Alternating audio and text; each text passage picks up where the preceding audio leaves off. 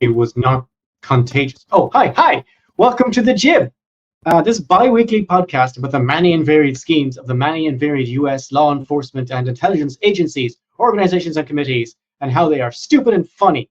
Join us on our merry journey through space and time. Hi, my name is Barry. I invented St. Patrick's Day, so you're welcome. Everybody, happy St. Patrick's Day. We're recording this. This will go out after, but we're recording it right on the cusp of St. Patrick's Day. Solange, right? Solange, yeah, Solange to you also. Solange. Yeah. So, hey, everybody, I am Seamus, and I am not the reason why Pornhub is banned in Texas. Man, is that true? I am not the reason, yes. But Pornhub is banned in Texas? Yes. Okay, so you're basically, you are the reason. Okay, good. We're not here to discuss your download habits or streaming habits, I guess. Yeah. We're here to discuss something far more disgusting and obscene. Yes. We almost didn't do this one. We'll explain why at the end. Although this has been one that I've been agonizing to do, as you have been bothered hearing me talk about, probably since we started this fucking podcast, right? Yes, so, not only that, but there are at the end of sorry. No, go ahead. At the end of a lot of the podcasts, even made it to air, we've been discussing this. And the reason we're making a big deal about the fact that we have been discussing this for some time is something we're going to reveal later. Yeah. By reveal, I mean this is known by everybody. Maybe. It's not reveal. Anywho, our story begins in Glasgow, Scotland, 1819, August 21st. Alan Pinkerton was born. Pinkerton. Yeah, that name should ring some bells. A good, fine Scottish name. Right? So I couldn't find a young picture of him, but that's a younger picture for most of the pictures you find of him. So obviously he didn't come out of his mama like that, but yeah. Well, no, but also I like what I'm getting here is evidence for the theory that Neanderthals and Homo sapiens intermixed. You can see some of the Neanderthal DNA coming out there. Good for him. I haven't seen any of the photos before, by the way. I've seen the script, but not the photos. He was the second surviving son of Isabel McQueen and William Pinkerton. The second surviving son. There's always going to be one dying back then. Yeah. After the death of his father, Pinkerton left school to support his family. He became an apprentice barrel maker in the Macaulay cooperage works. While still a young man, Pinkerton became very active in the reforming Chartist movement. The aim of the Chartist movement, for those that don't know, was to gain political rights and influence of the working class. So they're communists. Yeah, it sounds kind of, pretty bitchin', right? Pinkerton married a woman from Edinburgh, John Cariff, in 1842. As their marriage ceremony was conducted, he heard word that he was about to be arrested by the authorities for his Chartistic activities with his new bride. They immediately boarded a ship in Glasgow and sailed to the New World, aka absconding from a warrant. Right. Yep. Okay. So we know he doesn't care much about law and order. Right. The ship ran aground and was wrecked on the shores of Nova Scotia, which is in Canada, for those that don't know. Pinkerton and his new wife made their way penniless to the immigrant town of Dundee, which is not in Australia. It's near Chicago, right? Dundee is also a town in Scotland. Oh, fucking A, right? He built a cabin and started a cooperage there, sending his wife to Chicago when their cabin was complete. As early as 1844, Pinkerton worked for the Chicago abolitionist leaders. Nice. And his Dundee home was a stop for the Underground Railroad. Okay, can I just stop you here for a second? Yeah. When you said you wanted to do an episode on the Pinkertons, you assured me that these are bad people. Let's just say, don't want no spoiler alert, but that these are bad people. So far, this guy sounds like a mensch. Everything's great. I should preface that everything that we're going to talk about, we should say, you assume we're going to say allegedly in front of it. Because reasons. But he sounds like a mensch. Yeah, sounds great, doesn't he? Yeah, he looks like a Neanderthal, but he sounds like a mensch. He's letting his house be a stop in the Underground Railroad. That's not a zero-risk strategy. Not at all. Okay. One day, Pinkerton claims he was wandering through a wooded grove area around Dundee, looking for trees to make barrels, when he came across a band of counterfeiters. After watching them for some time, he informed the local sheriff, who then arrested him. This later led Pinkerton to being appointed as the first police detective in Chicago, and that was in 1849. And the strip says Cook County. Yes. And all I can think of when I read Cook County was right. The Blues too. Brothers. Yeah. We're on a mission from God. 1850. He met a cop car on the day I get released from prison. Where's the Bluesmobile? I had to sell it to buy a microphone. Oh, I can see that. Makes sense. 1850, he met Chicago attorney Edward Rucker in local Masonic Hall. Okay. Which, that's a good sign too, right? The two men formed the Northwestern Police Agency, later known as the Pinkerton Agency. Pinkerton used his skills in espionage to attract clients and began growing the agency. Okay, but so far, this was 1849. He was appointed the first police detective. You say his skills in espionage, which all we've heard of so far are watching counterfeiters and telling the sheriff. Okay. It takes some skills to watch some counterfeiters in the woods, you know. I'm just saying, there's a lot there. A lot going on there, man. Historian Frank Morin writes, by the mid-1850s, a few businessmen saw the need to greater control over their employees. Their solution was to sponsor a private detective system. In February 1855, Allen Pinkerton, after consulting with 6 Midwestern railroads, created such an agency in Chicago. So you can see who they're spying on. Yeah, their own employees. Yeah. That's not a good thing, I think. No, that's like we give out to Amazon for doing that, don't we? We don't like Amazon doing that. That might come back in the story later. Pinkerton Agency began to hire women and minorities shortly after founding, because they were useful as spies, practice uncommon at the time. Yeah. In 1859, he attended secret meetings held by John Brown and Frederick Douglass in Chicago. I know Frederick Douglass. I have his book. Along with abolitionist John Jones and Henry O. Wagner. At those meetings, Jones, Wagner, and Pinkerton helped purchase clothes and supplies for John Brown. Jones's wife, Mary, later claimed that the supplies included the suit that Brown was hanged in after, Harper's Ferry. Yeah. So, some pretty baller stuff, right? I mean, yeah, he seems all right. Right? Yeah. Except for the spying. Yeah, that's like kind of. He's not. I wouldn't call him like all bad. No. 1856. I was promised the story of a demon, and I'm getting the story of a complicated nuanced person. I don't like it. You don't like it? No, just wait. Nuance, man. In 1856, at the age of 23, Kate Warner walked into the Pinkerton Detective Agency and responded to an advertisement of a local newspaper. Yep. Okay. She requested a job as a detective. Now, by then, I should say he had hired minorities by this point. Sure. So she knows about this. So Pinkerton was initially hesitant to hire her. However, Warren convinced her that her undercover skills could be helpful. Pinkerton company records reported that Pinkerton as declaring, "It is not the custom to employ women detectives." Noted Warren argued to her point, adding that women have an eye for detail and are excellent observers, which I believe to be very true. Yeah. So around this time, Allen was hired, to find out who was stealing packages from the Pittsburgh, Fort Wayne, and Chicago Railroad. So he sends some agents who try to infiltrate the gang of thieves, right? One of the agents' name is Tim Webster. Excuse me. And sometime they came up empty, right? They've been working this for a while. They just can't fucking figure out what's going on.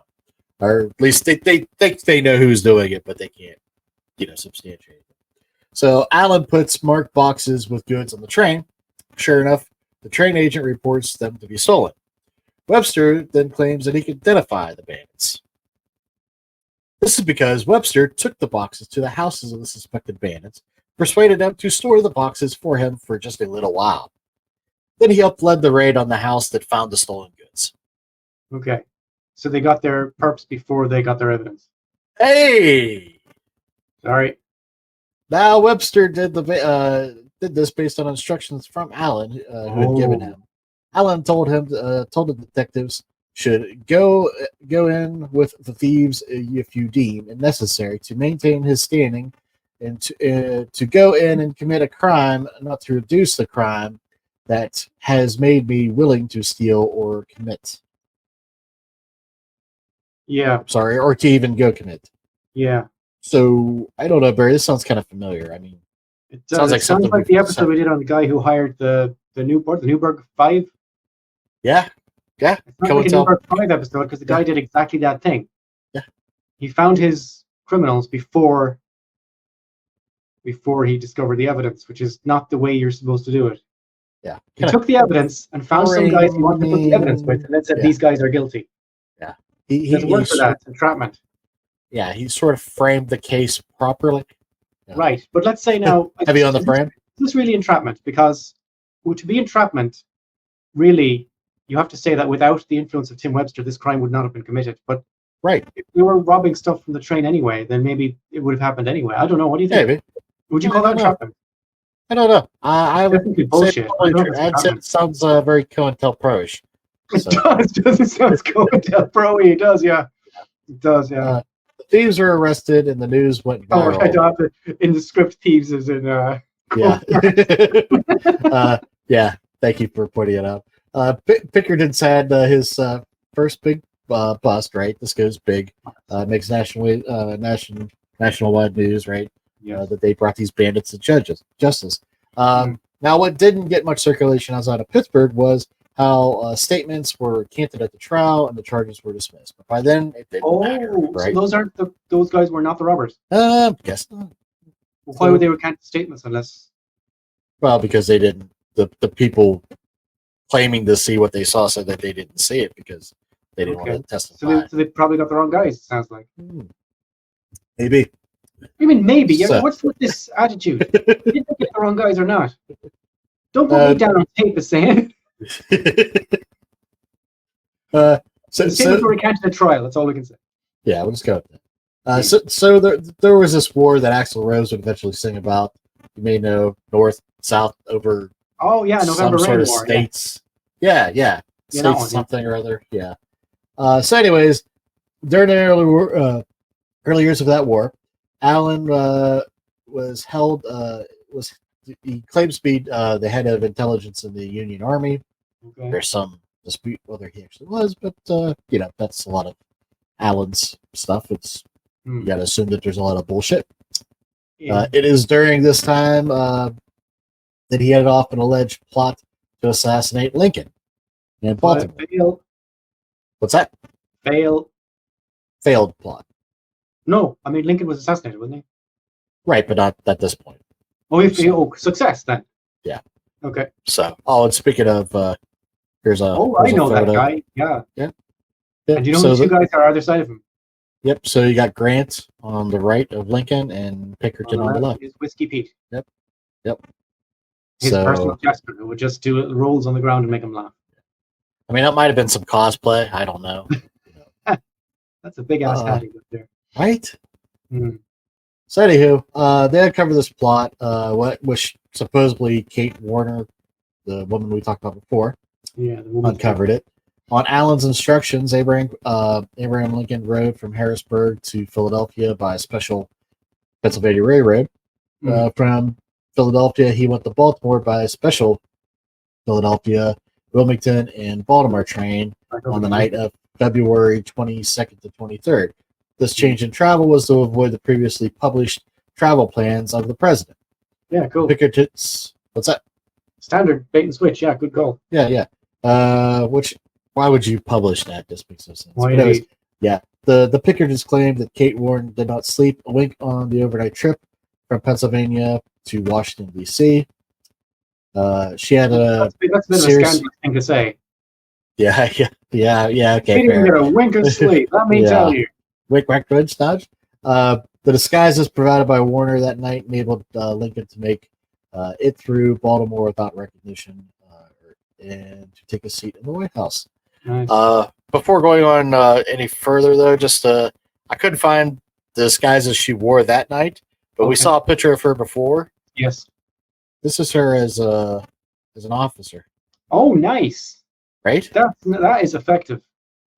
Yep. That's good. Yeah. Yeah, she's not screwing So- around, is she? Yeah, she can pull shit off, man. Yeah. Good for Uh, Kate. Yep. So nonetheless, Pinkerton, ever being the salesman, saw this story. Whether it's true or not, she didn't sleep. I just believe that Pinkerton came up with a slogan that the agency would adopt: "We never sleep," as a result of this story. Speaking of, Where is it? Oh, there's in the there you middle. go. Never sleep. Mhm. Yeah. Founded by Alan So- Pinkerton. We never sleep. There it is. Yep. So, There's what's that? Kate's eye. Yeah. He was also able to provide estimates of Confederate troop numbers to General George B. McClellan when he commanded the Army of the Potomac. His agents often worked undercover as Confederate soldiers and sympathizers to gather military intelligence. Pinkerton claimed that he personally served on several undercover missions as a Confederate soldier, for sure. He used an alias, Major E.J. Allen. Ah. That's big difference, right? That's like super clever, right? Yeah, Yeah. because his name was Allen, so nobody Alan. would. Yeah. Yeah, right. Yeah, Like I would be Major E.J. Barry. yeah. Yeah. He spent the summer of 1861 under this alias as he moved through the South gathering information on the rebel fortifications and plan of attacks. Then, while in Memphis, his cover was blown. Somehow, they saw through his clever disguise. Wink, wink, nudge, nudge. He fled and barely escaped. How could they have ever figured it out, Barry? I have a question. How Yeah. good was he at gathering information? Oh, I'm glad you asked.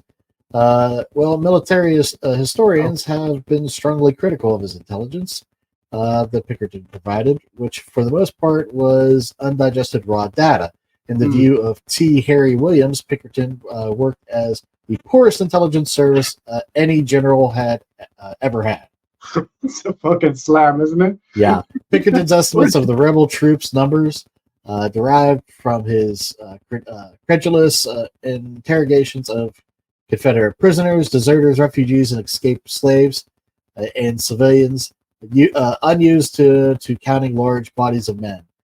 Badly exaggerated to the size of these formations, sometimes almost doubled their actual strength. Pinkerton's numbers caused McClellan to consistently believe that he was drastically outnumbered by the Confederate forces he faced. McClellan's actions in the face of what he believed to be overwhelming odds were unduly cautious, caused him to avoid an offensive action almost completely in favor of siege warfare and taking a defensive posture. This led to his retreat in the Peninsula Campaign, his failure to crush Robert E. Lee's army in Northern Virginia at the Battle of Antietam. Everybody partied at Antietam, right? These actions were all based on McClellan's firm trust of Pinkerton's reports. McClellan was relieved of all of his duties, and Allen decided to leave as well, which is kind of surprising. He felt, do so. But hey, he didn't walk away empty, Barry. He made tons of connections. He was able to use that to help expand his soon to be well-known agency. I know very little about the American Civil War, the Guns N' Roses War. So I looked up the Battle of Antietam, and in Wikipedia, the whole page is rather amusing. It doesn't mention Pinkerton at all, but it does. McClellan made so many mistakes. One is, like you said, he completely overestimated the size of the opposite forces. Another thing he did was he was giving all his little commanders only their own orders. Yes. He didn't give them any sense of the general plan. So if something crashed down, they were fucked. Right. They just had to adjust on the fly. Yeah. Yes, he made a series of errors, any one of which could have unseated him. And I guess he was right to be relieved of duty. He just performed incredibly poorly at that battle. He should have crushed them. Yes. Everything he had, yeah. Yeah. Definitely. Also, you said there that Pinkerton was using undigested raw data. Famously, although it sounds very strange, the worst possible source of intelligence in any war is ground troops. Yes. You'd think they should know the most. They know nothing. Yep. They will say there was 1 million people there, and there was like 10,000.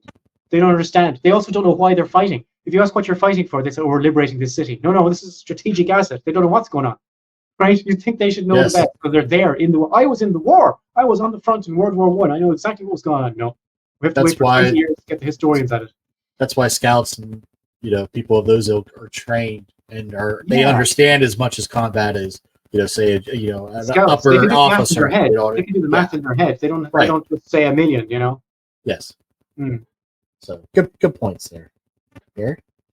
Following his service for the Union Army, he continued his pursuit of train robbers, including the notorious Reno Gang. In '68, Pinkerton agents captured 3 of the gang, then put them on a train to face justice. The justice they faced as a vigilance committee stopped them and hung the robbers. Wait now, vigilance committee. Vigilantes, just like mobs. Oh, they're not like cops.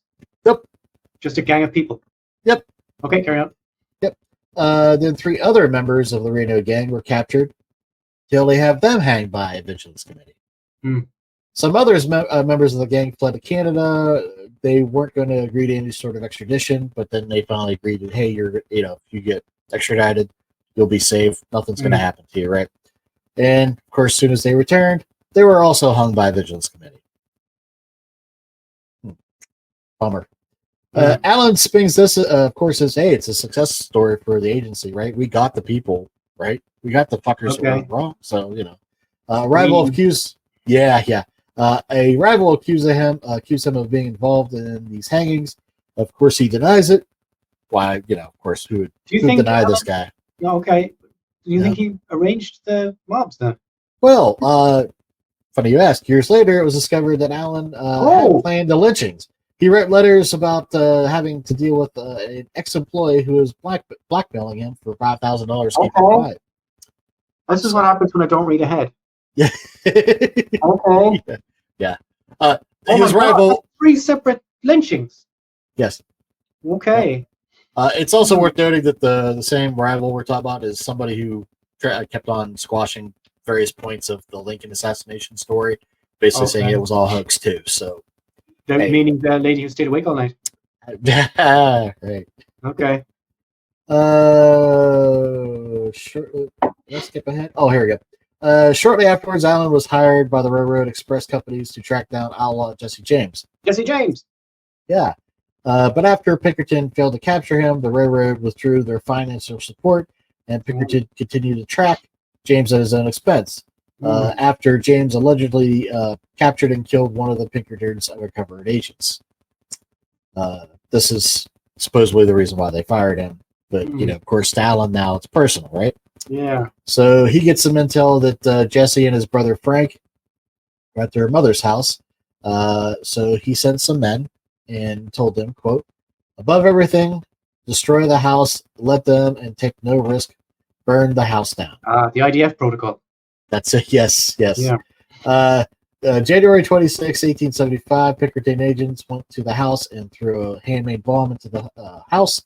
The home was destroyed, but Jesse and Frank were not there. But hey, they got they got his mother and her 8-year-old son. The IDF protocol. They got the women and the children. So the boy dies and the mom suffers some pretty bad injuries. Oh, he's dead, little kid. Yep, killed the kid. This blows back on Alan. Folks side with Jesse James and see them as the real victims, right? Yeah, it's already kind of a. I see them as the victims now. Yeah, right. Yeah. Outrage grows so much that the eight Pinkertons involved, and Alan himself were indicted they're actually indicted for murder, but no one was ever arrested. So does indicted mean a warrant is issued? Yeah. Okay. But nobody ever arrested him. He just whatever. Alan would suggest to the Missouri governor at the time to pay Bob and Charlie Ford, who were in the gang, $10,000 to kill Jesse James.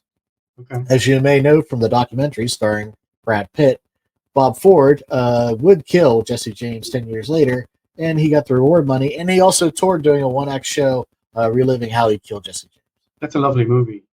Yeah, it's pretty fucked up. Outlaw Jesse James and the Coward Robert Ford. It's a beautiful movie if you want to see it. It's just the visuals are fantastic. And apparently it must be true then. It is very true. It's very unnerving too. Like it's very a lot of tension and suspense in that movie. Yeah. If you're expecting a shooty shooty bang bang thing, it's not that. It's just good, proper modern postmodern style western. Yeah. The Pickers started working as thugs for companies against organized labor. Here we go. Thugs for companies against organized labor. This is our entire podcast. Always comes back to that. Organized thugs against organized labor, isn't it? Yeah. In 1866, during a miners' strike in Braidwood, Illinois. Okay. Yes, that's right. The guy who fled Scotland over labor issues only decades earlier to break up unions decides. Hooray for irony, the crazy ballyhooey irony. Also, in 1872, the Spanish government hired Pinkerton to help suppress a revolution in Cuba, which intended to end slavery and give citizens the right to vote. Hey, wasn't this guy an abolitionist too? I don't know. Maybe it was all bullshit too, Barry. I don't know. No, because maybe at the start he was, and then he just smelled money. Hey. But he was abolitionist at the start, because sometimes money can change how people think about things. Very much so, right? So maybe he wasn't like a hypocrite. He just changed his mind when he saw the dollars. I don't know, man. I'm guessing because you don't go to that. Oh, what's this? That's just strikers and Pinkertons. Oh, okay. You don't put yourself and your family or home at risk like he did by making it a stop on the Underground Railroad unless you believe in the thing. So he must have some part of him believed it, and then he just saw fucking dollar signs and he lost his mind. Or maybe he doesn't make the connection between slaves in America and slaves in Cuba. Maybe to him that's just all business, foreign business. I don't know, man. I don't know. People are complicated, right? Yeah, we'll go with that for now. Fuck nuance. Now again, some of these events deserve their own episode, right? We may revisit some of these. I don't know, but what one we're gonna talk about right now? Cool. The Reading Railroad and not that Reading Railroad. And the Philadelphia and Reading Coal and Iron Company, hired Allen in the early 1860s to disrupt what is known as the Molly Maguires. This sounds like the episode we did with Brentley, the Blair Mountain massacre, doesn't it? Yep. So the Molly Maguires were a secret Irish American. Actually, they started in Ireland. They started in Ireland, actually, but Yep. So hey, we're doing this in St. Patty's Day. So, yeah, cool. Secretive Irish American organization, poorly formed, defend the rights of coal miners. Almost said defeat. In Pennsylvania during the time of the 19th century. Their origins are surrounded in mystery folklore, with some claiming that they were an offshoot of a secret society from Ireland known for agrarian agitation. Love that. Agrarian agitation. Yep, that's awesome. There's a lot of agrarian agitation in Ireland, I can tell you that. Yeah. And the United States, they gained notoriety for their alleged acts of violence, sabotage against mine owners and their agents. Before a Pinkerton agent could infiltrate the group, things had simmered down a bit as far as the violence was go. This was due to an establishment of an actual union for the miners, right? Good. The owners, of course, responded to a union by trying to freeze outs and wage cuts, basically trying to starve them, right? Bullshit, fuck off. Yeah. So, Molly's got to do what Molly's got to do. And the Molly's return to violence. So Allen sends Irish immigrant agent by the name of James McParland to infiltrate and destroy the Molly grabbers. He spent 2 years undercover as a member of the Mollies. Allen gets pissed and decides this is taking way too long. So he writes to his second in command, quote, "The only way to pursue the Molly Maguires, as I see it, is to treat them as the Renos were treated in Indiana." Okay. Remember those guys? Yeah. What does he mean by that? Yeah. So, hey, just in case we're unclear about what he means by that, quote, "After they were done away with, the people improved wonderfully, and Seymour is as a quiet town. Let Robert Lyndham get up a vigilance committee." Will no one rid me of this turbulent priest? Exactly. But I think a little more direct, not so vague, right? Yeah, pretty much. A lot more direct than Henry II. Yeah.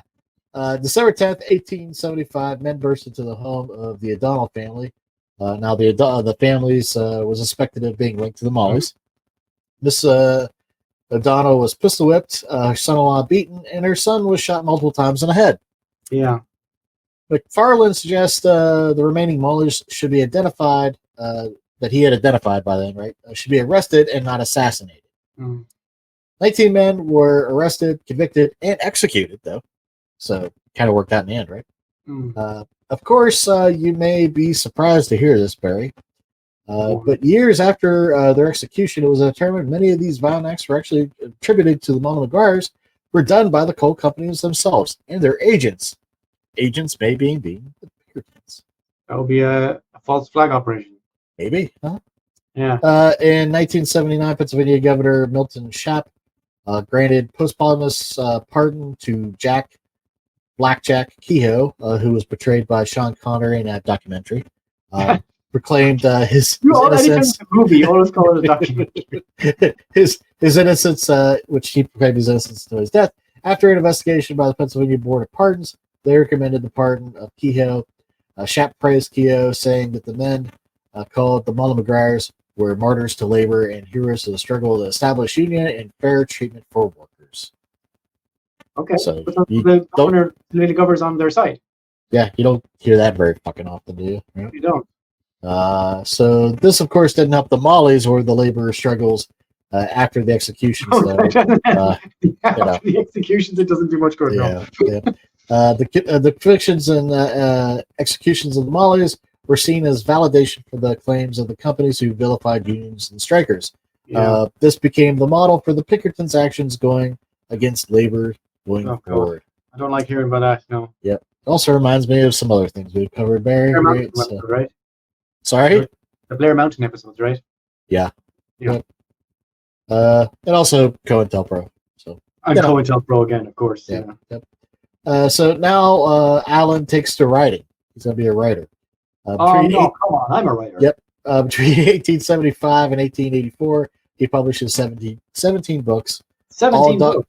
All documenting true crime stories, propping up his agency. More books than he's read. Yeah. This is, of course, another vehicle for him to do propaganda and sell the image of the world's greatest detective agency. You're paying me to read those books. Speaking of writers, it's also worth noting that former Pinkerton Dashiell Hammett became an author. Yeah. Dashiell Hammett was a Pinkerton. He was a Pinkerton. I like Dashiell Hammett. He's a good writer. Yes, he is. I don't know if we're going to talk about. There's one of the events that he was involved in. I'm not sure if we'll touch on. I like Dashiell Hammett. We might. He was a bad guy. Yeah. Alan Pinkerton, unfortunately, he dies. Okay. Chicago, July 1st, 1884. It is usually said that Pinkerton slipped on a pavement, bit his tongue, and resulted in gangrene. That's a fun way to go. Others claimed he succumbed to a stroke. The other says that he got malaria from traveling in the South. All very different stories. Yeah, I don't know if I really give a fuck either way. You couldn't confuse malaria for a stroke, for instance, or tongue gangrene for. Yeah, but he had had a stroke about 1870, so like the last. I already had one. 14 years, he had been, somewhat invalid and basically conveying all of his messages to who's going to take over. It'd be quite common for a stroke person to get another stroke. Yeah. Yeah. So, anywho, at the time of his death, he was working on a system of centralizing all criminal defecation records. Such databases are now maintained by the FBI. And one of the many practices that they and the CIA would adopt from the Pinks. Okay, what's that? They did it first, you're saying? Yeah. Okay. Pinkerton is buried between his wife and Kate Warner. Their life's fucking mission succeeded. Yeah. He got his sandwich. Yeah, I saw the look in her eye with that photo. I'm not right. I bet he made her dress up as a soldier too. Anyway, never mind. Sorry. I have to wonder why else were you know what I mean? That's just odd. That's odd. That's one hot looking soldier. Right. This soldier's got a vagina. I was gonna go in that tent. I'm just saying. So anywho, after his death, pretty much the same people who have been pretty much running it the last 14 years since about 1870. Not saying he still didn't have direction, obviously. He still gave orders, especially in Cuba and all that. But they were kind of facilitating a lot of these things. After his death, the agency continued to be operated by his sons, William Allen Pinkerton, and Robert Allen Pinkerton. Those guys do not look like Neanderthals. They look like Americans. Yeah. They look like fine, upstanding gentlemen. Soon the agency became a force against the labor movement developing in U.S. and Canada. This effort changed the image of the Pinkertons for years. The company continued to grow under their watch. By 1890s, it bolstered 2,000 detectives and 37 reserves. Or sorry, 30,000 reserves. Okay, what does it mean to be reserve in a private company? They just call them in if there's a strike, right? And they need fucking soldiers. They're basically mercs. Exactly. At this point, 2,000 detectives and 30,000 mercs. Yep. At this point, there are more Pinkertons there are in the standing army for the United States. Wait. How many people were in the army in the 1890s? Apparently not that fucking much. There's 500,000 now, isn't there? Oh, it's fucking enormous. It's ridiculous. But there wasn't 30,000 guys in the American army in the 1890s. Yep. Wow. Okay. Fearful that the agency could be hired as a private mercenary army. Oh, sorry. Okay. The state of Ohio was actually ahead on this. Later outlawed the Pinkertons altogether. So, okay. That's one of the good things you can say about Ohio. Fuck Ohio otherwise, but that's pretty. No, I have one good thing I can say about Ohio. Yeah. Between Ohio's okay. So. Ohio's fine. Yeah. I'm just I have no problem with Ohio either. I just thought it would be funny. Never mind. Between 1866 and 1892, Pinkerton Agency participated in 70 labor disputes, opposed over 125,000 strikers. Wow, that's more than 6 times the amount of people in the standing army of the United States. Yeah. So, and now we're going to talk about our top 10, which is going to be. I'm brightly lit now. A little bit brighter, yeah. Yeah. So, you ready for the top 10 there, Barry? Yes, please. Do you want me to read it out? Please. Oh, I'm sorry. I thought you were going to read it out. No, go ahead. Is that why you asked me about the music? Yes. Oh, I'm sorry. You wanted me to do it. I'm sorry. Okay, yeah, sure, I'll do it. Okay, here we go. Here are the top 10 labor strikes that are widely recognized for their significant violence and include details of Pinkerton involvement. Top 10 of those, right? Number 1, Homestead Strike from 1892. The violence, the strike turned violent when Pinkerton agents were hired by Carnegie Steel Company to break the strike. A confrontation at the Homestead Mill resulted in several deaths and injuries. Pinkerton involvement. Around 300 Pinkerton agents were hired to suppress the strike, leading to violent clashes with workers. 300 is a lot of people to send into a strike. They're basically mercs, as we've established already and previously, right? Absolutely. Next one is Pullman Strike. The violence is the strike saw widespread violence, including riots, sabotage, and clashes between strikers and law enforcement. It's in 1894. Hundreds were injured and dozens were killed. Pinkerton involvement is the Pullman Company hired Pinkerton agents to suppress the strike, leading to violent confrontations with striking workers and sympathizers. Dozens were killed, man. I don't like that. The Ludlow, I've heard about the Ludlow Massacre. The Ludlow Massacre in 1914. The Colorado National Guard, possibly in collaboration with private security, which would include Pinkertons, attacked a tent colony of striking coal miners. There were 20 people, including women and children, were killed. The Pinkertons were involved. While exact details of the Pinkerton involvement are unclear, private security forces, including the Pinkertons, were known to be present. I mean, you do the math, right? Yeah. The Great Railroad Strike of 1877. Authorities used the National Guard, local police, and Pinkerton detectives in an attempt to break the strike. Philadelphia and Reading Railway Management mobilized a private militia, the members of which committed the shooting of 16 civilians. Pinkerton agents were deployed by the railroad companies to suppress the strike by railroad workers across the country protesting wage cuts. Man, I mean, if you have striking workers, you don't send in mercs to shoot them. Should. You just fire them and let them starve. Anyway, at the Coalinga strike of 1912, the strike turned violent when Pinkerton agents were employed by oil companies to suppress the strike by oil field workers in California. Pinkerton agents were hired to suppress the strike, leading to violent confrontations. At the Colorado Labor Wars of 1903 to 1904, can we just pause for a minute on the phrase Colorado Labor Wars? Yeah. Okay.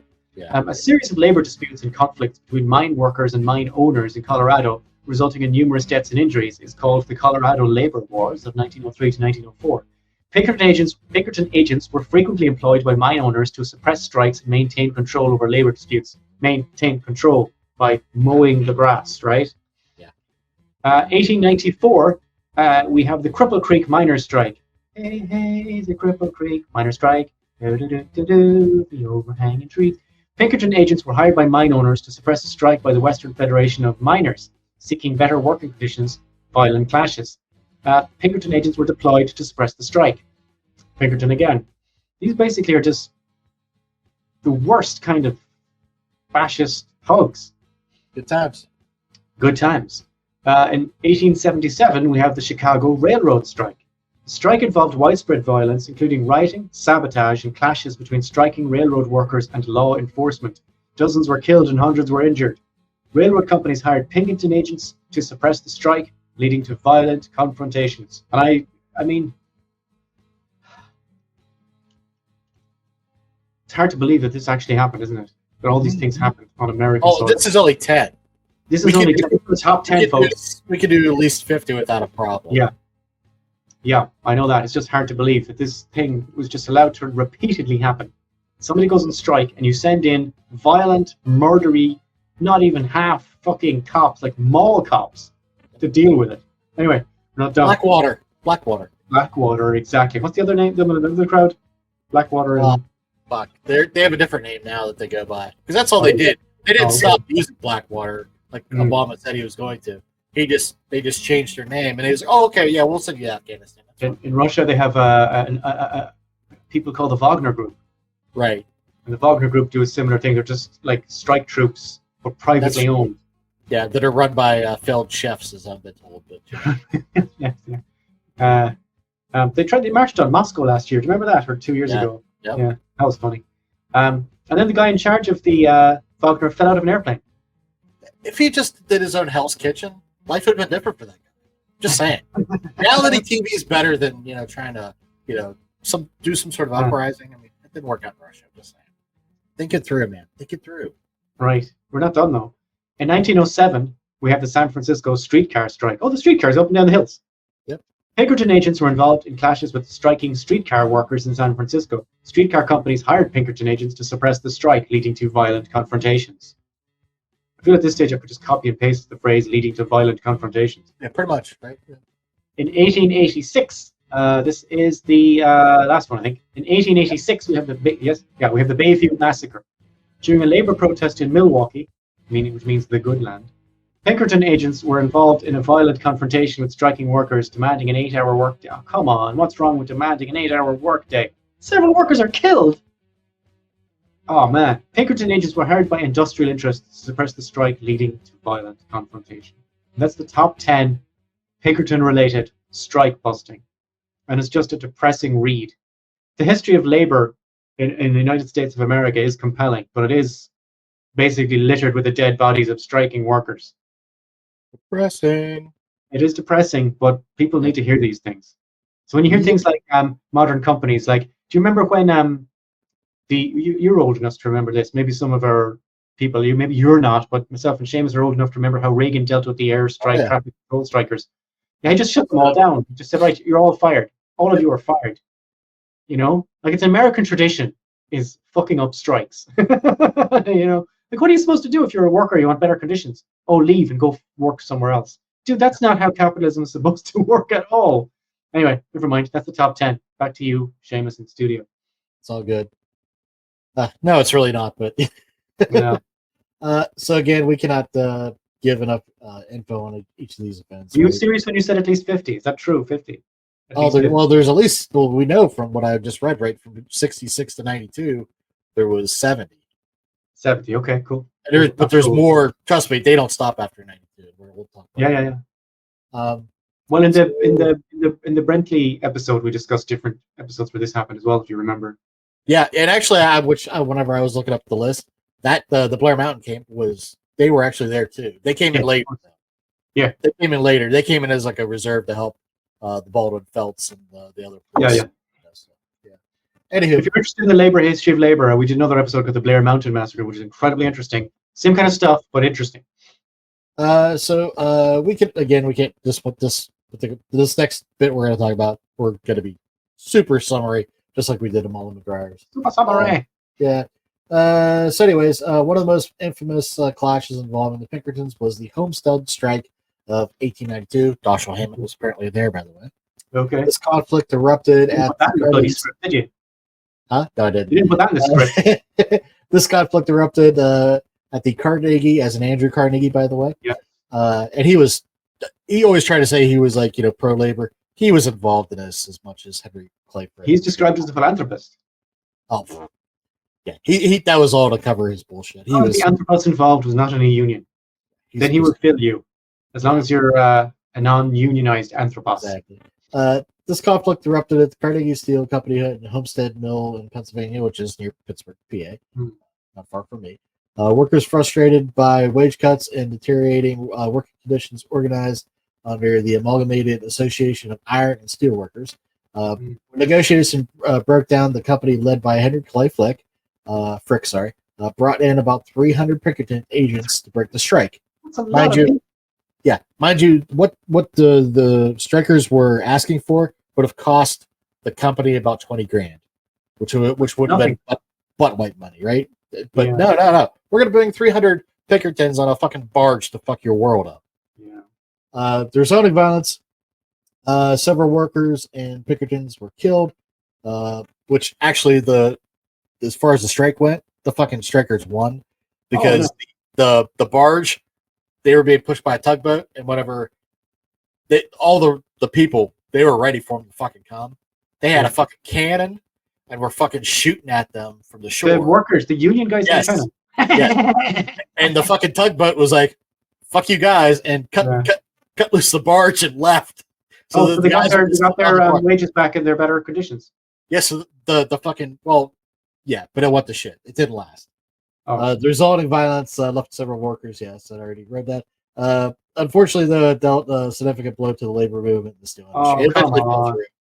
And you know what? You know what else about this? They sent in 300 armed thugs to break up this strike. This is exactly the kind of thing that we make fun of fascist countries for. That we talk about countries like Iran and Argentina and other countries we talk about, and it's always the same thing. They send the army in to break up union organized labor, and you expect more from the fucking United States. That's what happened. That's what eventually happened. They did bring in the army after the Pinkertons failed. So yeah, good times. However, it was a confrontation at the Homestead in PA that resulted in 1892, led to national outcry against the Pinkerton Detective Agency. Because Americans are not evil, right? Yeah, you would hope. But following the strike, Congress took swift action against the Pinkertons and passed the Anti-Pinkerton Act. Now, how bad are you as a private company when Congress passes the Anti-Coca-Cola Act, right? The Anti-Pinkerton Act. That's big news, right? Yep. What I like is the next sentence. Sorry, go on, the next bit of the sentence. Severely curtailed the relationship between the federal government and the agency. It didn't end it. It severely curtailed it. The Anti-Pinkerton Act did not end the relationship between the government and the. I'm a little sore at you, but I'm still going to be your pal, okay? Act states that individual employed by the Pinkerton Detective Agency or similar organizations may not be employed by the government of the United States or the government of the District of Columbia. That's hard shit. That's what that is. Though this prevented the government from employing the Pinks, it did not stop the anti-labor companies who needed to stop labor uprising. Sure. Just the private companies.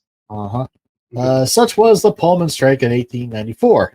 Okay. Again, a strike that's going to there's a lot to this one too. I mean, Pullman is basically Jeff Bezos at this time. I mean, he owns his own fucking city. He's the worst fucking human being at this point. Pullman much like Jeff Bezos.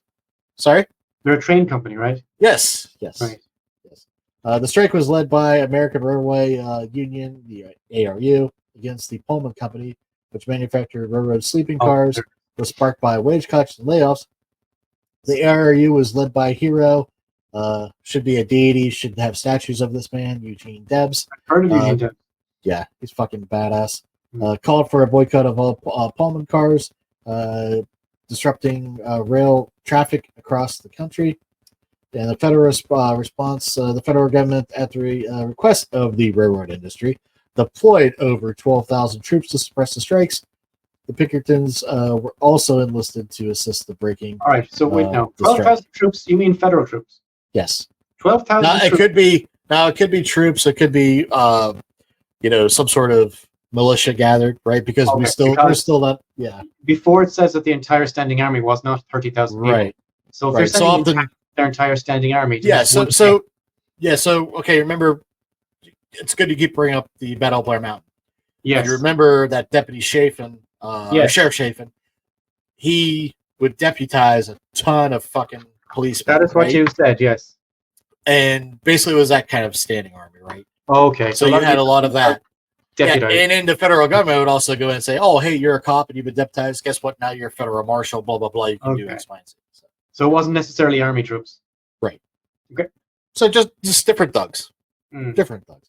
The Pinkertons were also enlisted to help the strike, further escalating tensions between the workers and management.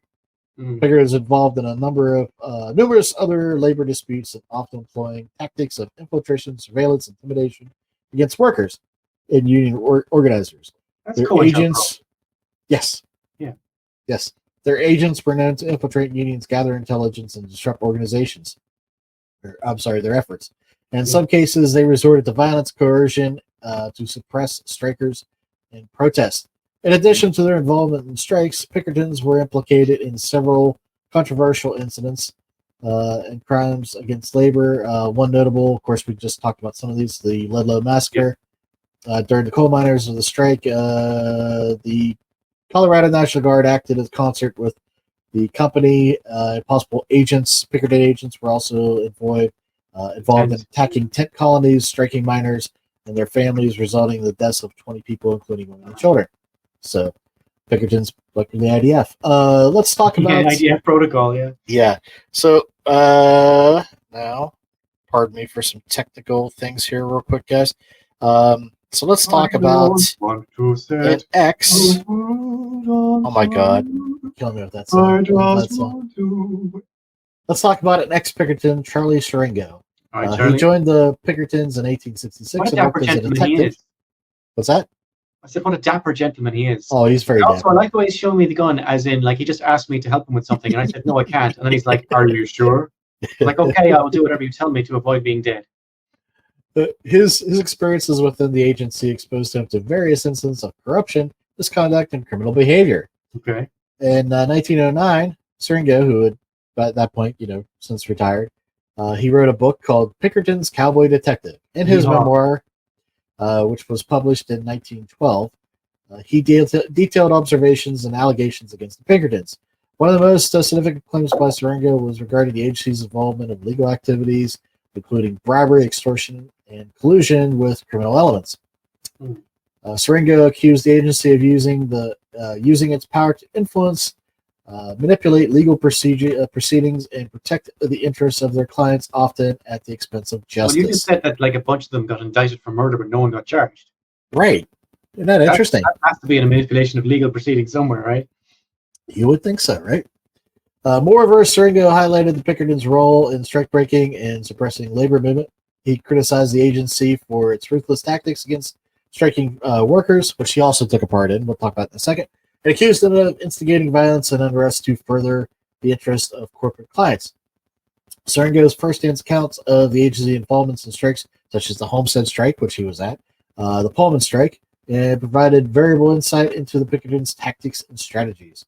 In addition to their actions, labor unions, Siringo alleged that the Pinkertons were involved in various criminal enterprises, including smuggling, counterfeiting, and even assassination plots. Okay. Yeah, that's a lot. It is. He claimed that the agency operated with impunity, shielded by powerful interests and a lack of oversight. So now they're operating with the CIA protocol. Hey! It's like we're bringing it all together. Ah. The Pinkerton Detective Agency delayed publication of Charlie's book for 2 years, feeling it violated a confidential agreement that Siringo had violated.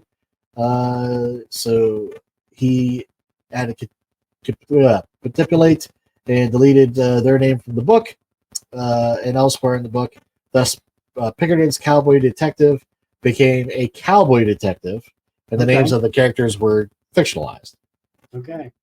But he's still pissed off. And in 1913, angry with the agency's sabotage of his publication, his memoirs, he publishes The Two Evil Isms, Pinkertonism, and Anarchism.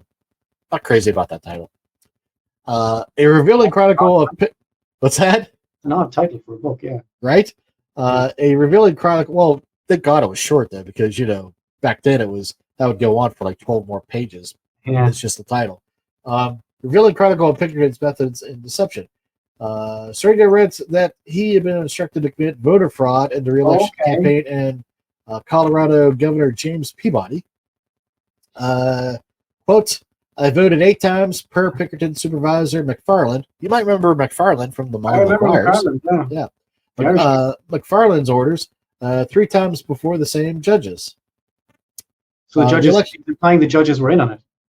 Maybe. Okay. But they didn't recognize his various disguises, right? Yeah. He's a girl today. Yeah. The election was unique, owing to fraud by Democrats and Republicans, because they're always both down the clown, right? The result in Colorado having 3 different governors seated during the course of one day. In the book, Siringo defended his work against the leadership of the Western Federation of Miners, which I believe we're talking about Colorado. He admitted it was the one dark blot on my conscience for his work in informant that might have been the Western. It's probably similar. Among the coal miners of South Colorado for the Colorado Fuel and Iron Company. I hated to report their threats against the greedy corporation which treated them as slaves. There's a nuanced character. That's a nuanced character, yeah. Yeah. So, although he did, he felt, and again, you might say, well, if he felt so guilty, why did he follow through with it? He also did it for money. You said he's all right with the Western Federation of Unions. He was all right with suppressing those guys, but he kind of liked the Colorado guys. Yeah, I don't know. Pinkerton succeeded in suppressing that book as well, charging Siringo with criminal libel, calling for his arrest and extradition to Chicago. New Mexican Governor McDonald denied the extradition request. Thank you. Yet Pinkerton was successful in getting court order to impound the book plates and remaining copies. So, might have been a little guilty about some of that shit. In 1927, he released another book. This guy does not quit. He's a writer. He released another book, Rita and Spurs, a composite of the Lone Star Cowboy and a cowboy detective. The Pinkerton agency again halted publications, resulting in a distorted copy with fictionalized accounts rather than the true accounts that Siringo envisioned. So, even with their attempts to silence him, Siringo's accusations sparked controversy and led to public scrutiny of Pinkerton operations. While some dismissed his claims as exaggerated or unsubstantiated, others found his testimony to be rather credible and called for further investigation into the agency's practices. Why didn't they have him killed? I don't know. That's a very good question, Barry. In Russia, he'd have fallen out of an airplane. Yeah, exactly. Despite the controversy surrounding his allegations, Siringo whistleblowing ultimately contributed to more scrutiny of the agency. And in 1937, the La Folte Committee hearing aimed to investigate allegations of misconduct and abuse powered by the Pinkertons. And I believe it wasn't just the Pinkertons, but they were one of the focus. For the purpose of this podcast, it was a committee specially set up to annoy the Yeah, well, it definitely fucked them. Yeah. Witnesses were called to testify about their experiences with the agency, including labor leaders, workers, individuals who had been involved in labor disputes where Pinkertons were deployed. The hearing revealed numerous instances of violence, intimidation, unlawful behavior by the Pinkerton agents during strikes and labor conflicts. Witnesses testified about violent clashes between Pinkertons and strike workers, instances of spying, surveillance on labor organizations, and allegations of collusion between Pinkertons and company management to undermine labor unions. And in classic committee traditional history, this is in 1937, which is about 40 years after any of this would have done any good. Exactly. One of the key issues raised during the hearings was the question of accountability and oversight of the private security firms, like the Pinkertons. Critics argued that these firms operated with impunity, often acting as private armies for corporation. We won't get back to that. And disregarding law and civil liberties in the process. I'm sure that will come back. The hearing sparked debate about the need of regulation and reform of private security industry and prevent abuses and protecting the rights of workers. Never happened. Ultimately, while the La Folte The committee's hearings did not result in any immediate legislation action or regulation charges. They played a significant role in raising awareness about the activities of the Pinkerton Detective Agency and the broader issues surrounding the use of private security in labor disputes. The hearing contributed to an ongoing efforts to hold private security firms accountable and ensure greater transparency and oversight in their operations. uh, Pinkertons at first decided, hey, we're not going to be all about labor now.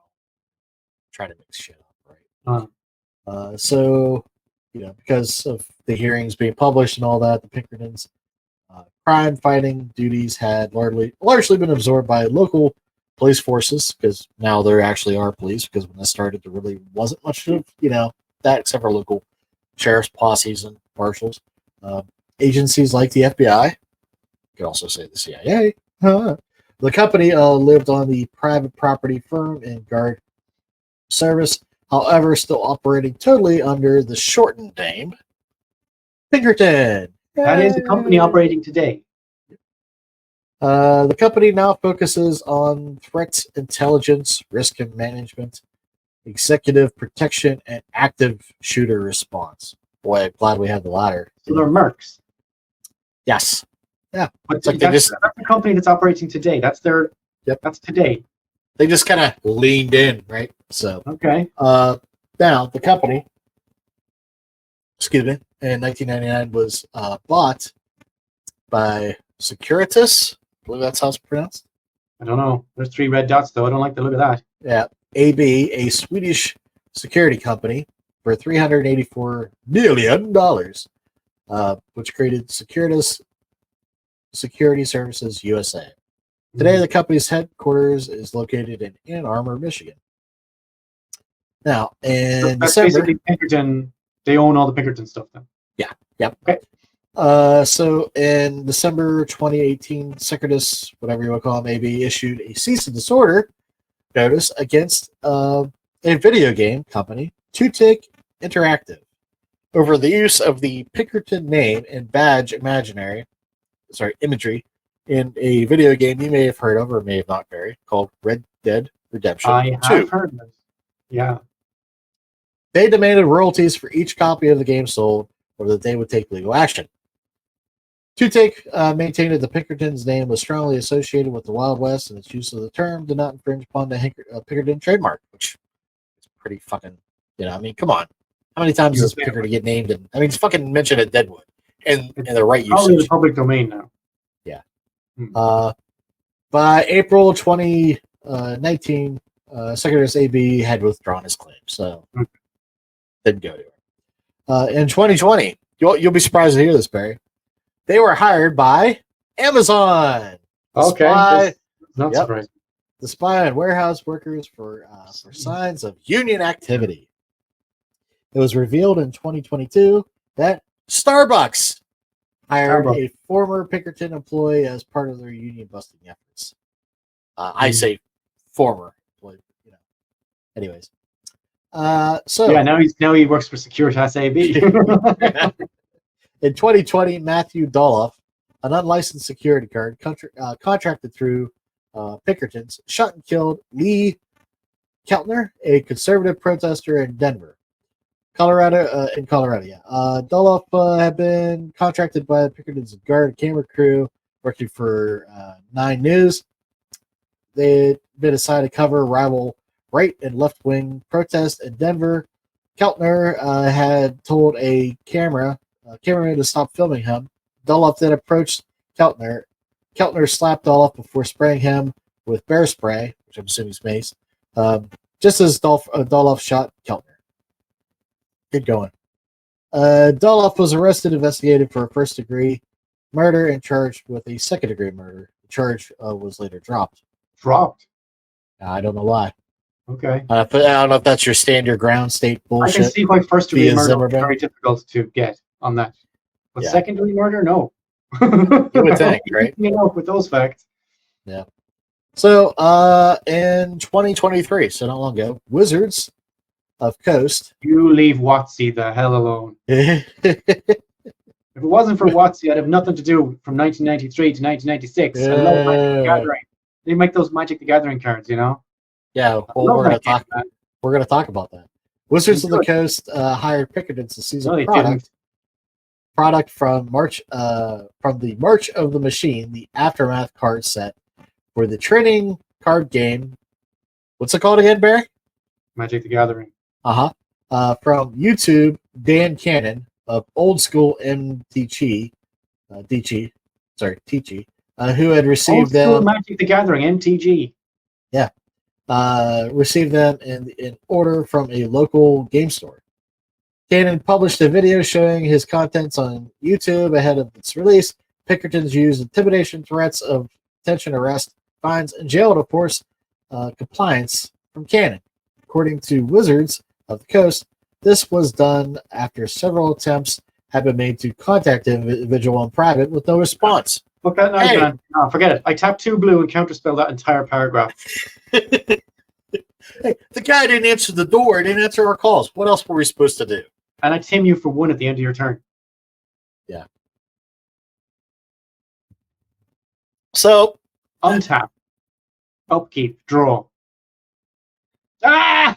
You have a magic card! No way! You never told me about this. Yeah, no, I didn't. Go on, You want to read that for everybody? Yeah, What's okay. that say? Hired Pinkertons. 4 plus 1 black and 1 red gives you a creature, a human warrior. A 3/3 multicolor creature, obviously.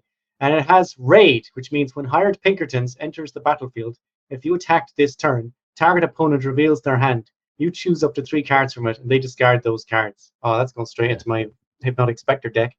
I can tell you that for no charge right now. Is that a real card, or did someone just make that up? I don't know. I'm sure it's somebody's Brilliant, got. though. Somebody's got. Picture. I guarantee somebody has it in their deck, and whether or not it's actually That's issued by fantastic, yeah. it's actually by Wizards or not. Right? So.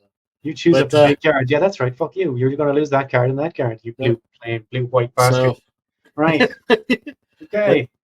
Time will tell what nonsense the Pinks will get up to next, but it seems as though that they have still decided to be the same thugs as ever. So, and that's our story. That is our Pinkertons episode, which was this. Yeah. Although it's a long episode, and we. It was going to be multiple episodes. Remember, I It was was saying going to like, be multiples. yeah, I had 34 pages at one point. Seamus sent 34 pages. Seamus sent me this script a few days ago, right? And then a few hours after he sent me the script, he sent me a message on Twitter saying, "Look at this."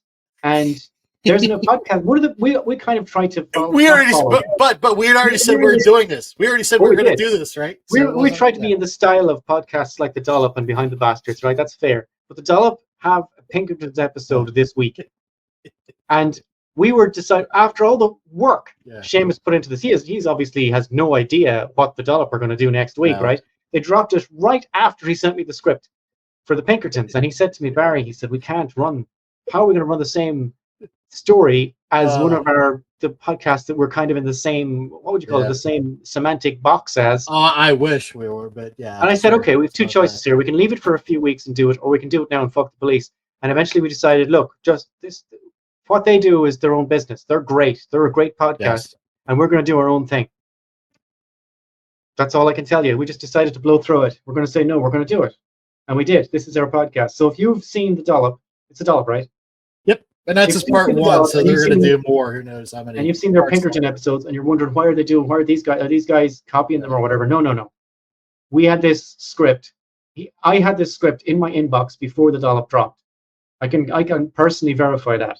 Now we dolled it up a bit, but not much. And we added some. There's definitely other overlap. Because I mean, I have no idea, by the way, what the Dollop podcast has been like. But I can tell you this: was the Dollop did the podcast on Iran? Yeah, they did. Operation Ajax.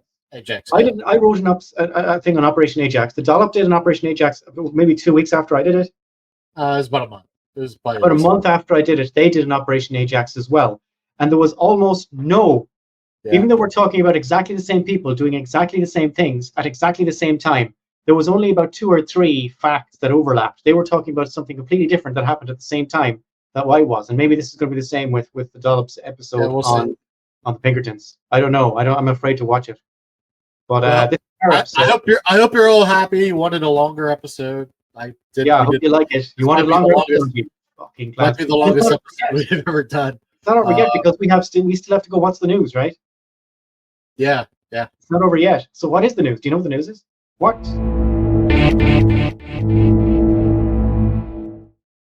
What's new? Yeah. Of course. Every podcast, just before we tape, I put the word CIA into Google, and Seamus puts FBI into Google, and we hit the news tab at the top, and we pick some links that we think might be interesting or funny from this week. And the whole point of it is to illustrate that although we're talking about things that happened many decades ago, the CIA and the FBI are up to the same thing this week. And as a part of our attempts to illustrate this, Seamus will now read his FBI links. Per the Intercept lawsuit about FBI warrantless search of safe deposit boxes allowed to proceed. So That is apparently, relevant. yeah. So if you have a safety deposit box, according to the FBI, they don't need no goddamn warrant. We don't need none. They're just going in and seizing some shit. So, Okay. yep, this is looks like that they did a raid back in March 2021. U.S. private vaults at Beverly Hills. Of course, it has to be when they affect the rich people, right? Yeah. Yep. Looks like boxes contain millions of dollars, jewelry, personal effects, documents, and wills pertaining. Yeah, all this shit got raided. So, yeah. But they had a warrant, right? No, they did not. Is that another Warrantless. violation of the old Fourth Amendment? No. Kind of sounds like it, doesn't it? Yeah. We used to need a warrant for those things to break into somebody's house and take their stuff. Yeah. Good times. Not Good times. anymore. Not anymore. No. So, or if they could just say that you're violating the Patriot Act or some sort of other terrorist, they could just. But then no, they still need a warrant.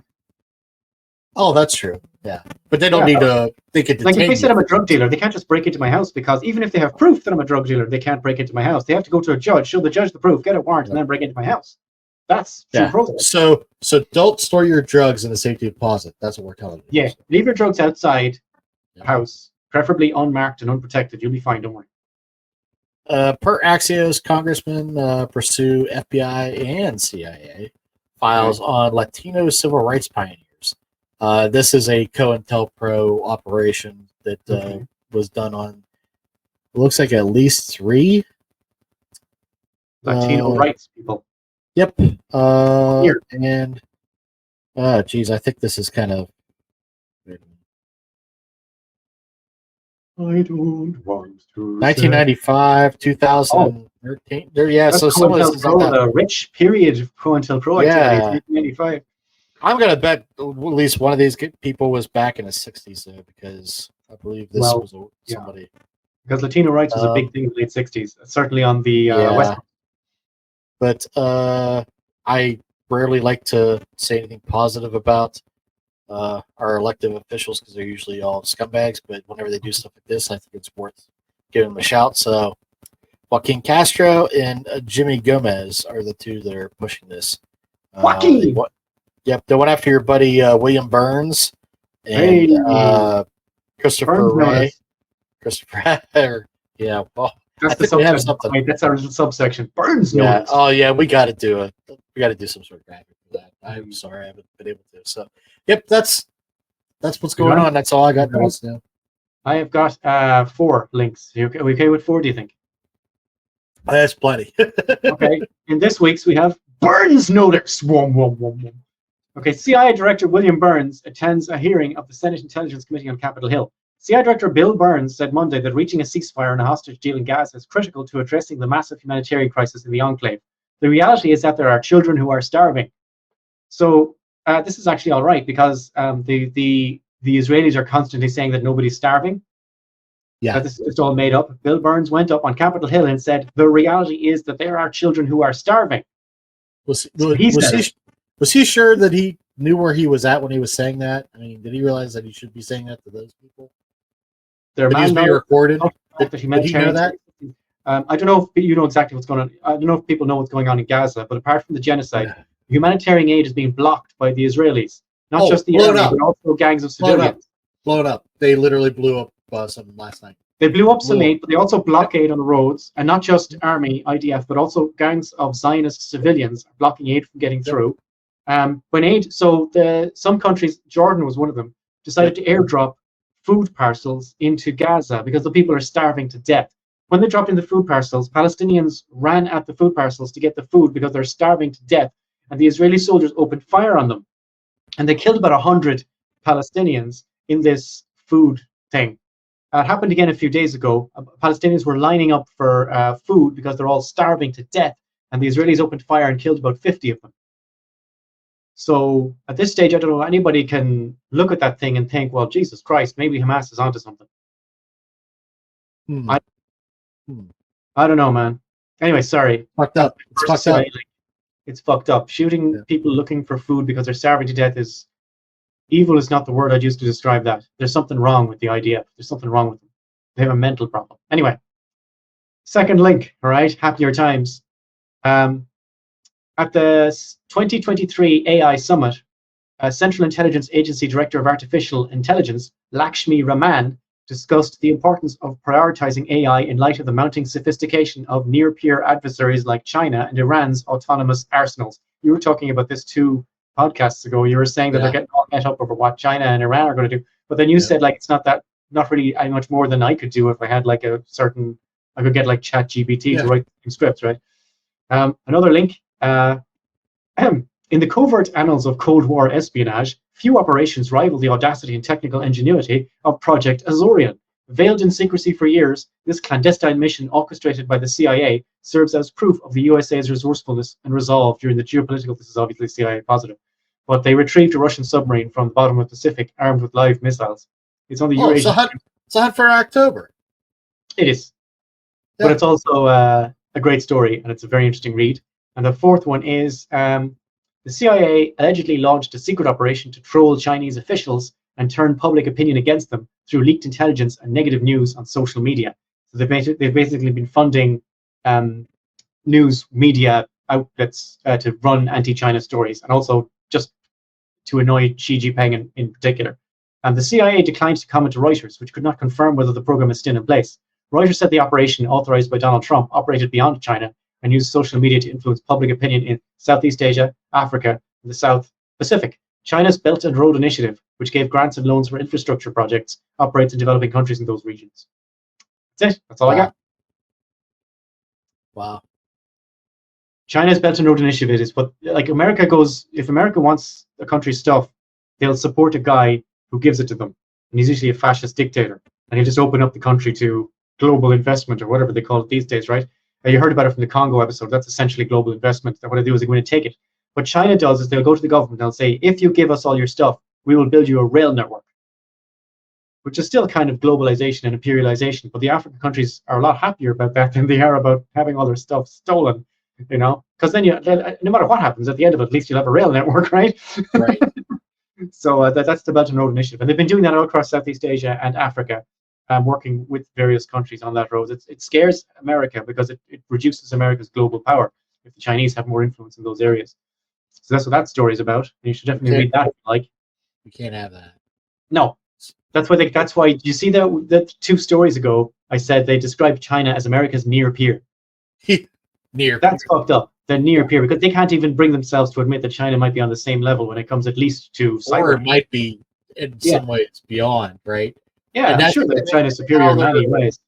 In this whole TikTok thing, and that ties into both situations, right? Because they keep trying to say it's a Chinese algorithm, but also there's a lot of evidence that it's influenced by the ADL, which is also like an offshoot of APEC, and also funded. ADL is the Defense League. What they do is they're really set up to identify anti-Semitism and highlight that. Now, in their defense, they talk a lot of shit. They've been talking a lot of shit about Palestinians and Arabs and so on, but they do great work when it comes to anti-Semitism. Absolutely. But that whole anti-Zionism is suddenly anti-Semitic, and that's not true. Because Zionism itself is actually anti-Semitic. If you look absolutely, yeah. If you think all Jews are the same. Yeah. Like, nearly all my Jewish friends think that Israel is going the wrong way, and they think that the idea is a gang of war criminals. My Jewish friends and my Israeli friends, most of them, there's one, but there's always one, right? That's the thing about Jews. And Muslims too. If you know any group of Muslims, there's always one who just goes off on his own right? But that's most of them are like they think that the IDF is a gang of war criminals and they're destroying that country. Yeah. They think the Zionists have basically hijacked their country. Any of my Jewish and Israeli friends. Ask Jonathan Glazer, right? So the idea that like the Oscar speech that everybody's pissed about anti-Semitism is just it's ridiculous. It's a ridiculous attempt to defend yourself. No, having said that, I will admit that there are fuckwits who use anti-Zionism to shit on Jews. Yes. I'm not. I've heard people say, "Oh, I can't believe they set up the country of Israel," and I'll be go, "Yeah, I can't believe it either." And then they'll immediately follow it up with "fucking Jews," and I'm like, "No, whoa, you know." No. I'm talking about a political problem in a tract of land. I'm not saying that these Jews are great, you know. It's just, so there are people who the ADL is right about that, but they're not right to say that it must necessarily mean this. And it's fairly easy to tell which is which. Just say to somebody, "How do you feel about Jews?" And if somebody says, "Well, they're a little bit shifty," you're like, "No, they're not." You're a little bit shifty. So yeah, I can criticize genocide and not be anti-Jewish. I mean, right. And you also have to be mindful and empathetic of folks that every few decades there's some sort of pogrom against them that's bent on some sort of genocide. Yeah. Anti-Semitism problem. It's a problem. Yeah, it's an issue. It's an issue. And I've seen reports of swastikas painted on synagogues in London. Yeah. Like in the last 10 or 20 years. A fucking swastika on a synagogue in London. Oh, that's something. We got them at the, political rallies now. Yeah. Okay. That's not right. That's anti-Semitism and it needs to be addressed. Somebody somewhere thought that was a good idea. That's about heritage. Okay, that's what that means. It's anti-Semitism. Wait a minute. That was a Confederate flag. Oh yeah, the Confederate flag. You'll find Confederate flags and swastikas in the same meetings. Yeah. Yeah. So that's anti-Semitism and it needs to be dealt with, right? Not good. Oh. And also don't massacre Palestinians. This, by the way, is not anti-Semitic or. No, you told me that's Twin Peaks. Yeah, because there's a similar Aryan nation. I guess. Yeah. Somebody was circulating, but it's not the same. So I don't think you have. I'm a little bit of a David Lynch fan, so yeah, Razorhead and is that a comic book behind it? The Twin Peaks with the two halves of the face. Color book, yeah. A good friend of mine gave me that, so I also gave me this. So no, it's a David Lynch head. Yeah, it's it's a tree decoration.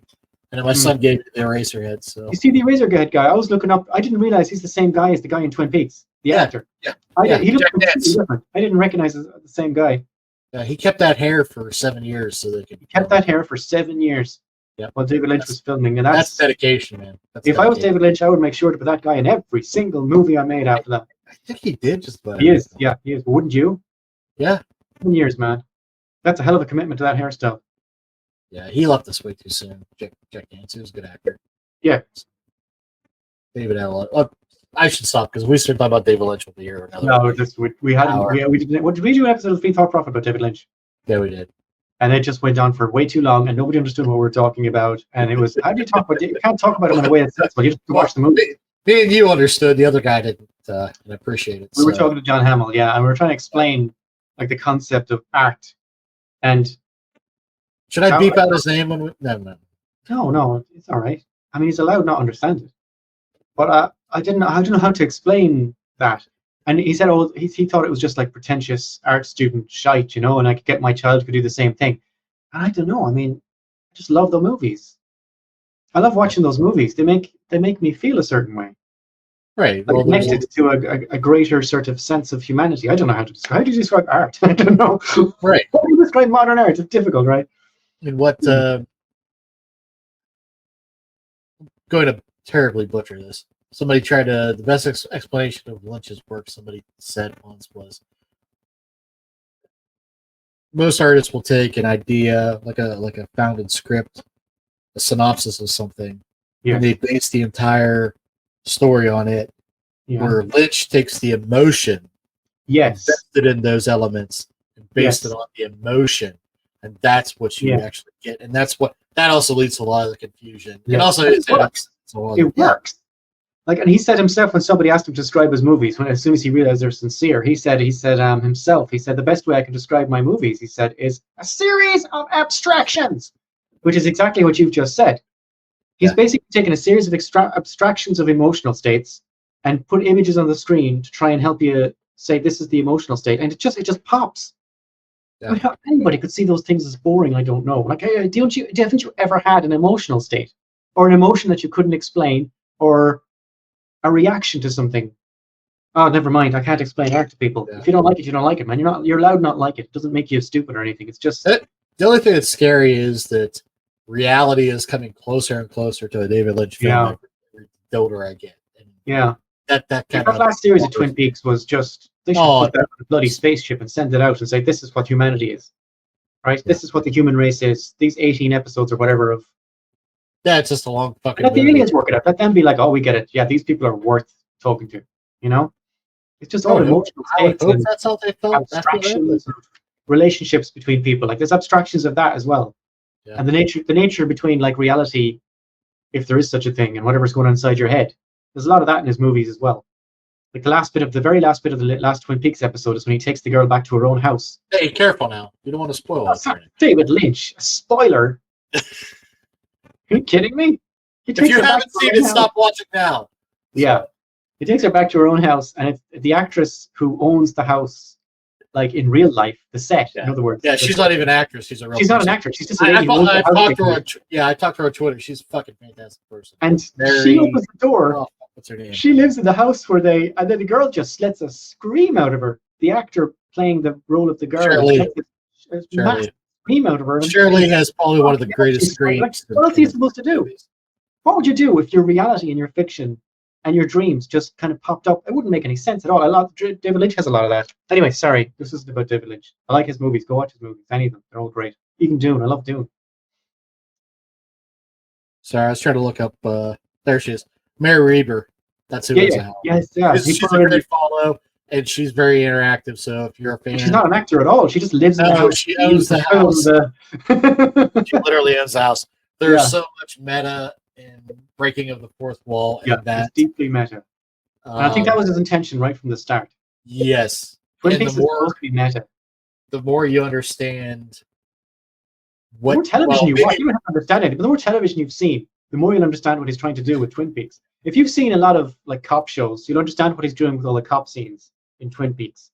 If you've seen like soap opera drama, you'll see what he's trying to do with the soap opera drama stuff.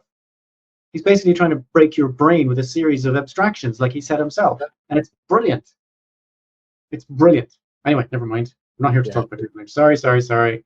Yeah, apologies about the last 10 minutes of this.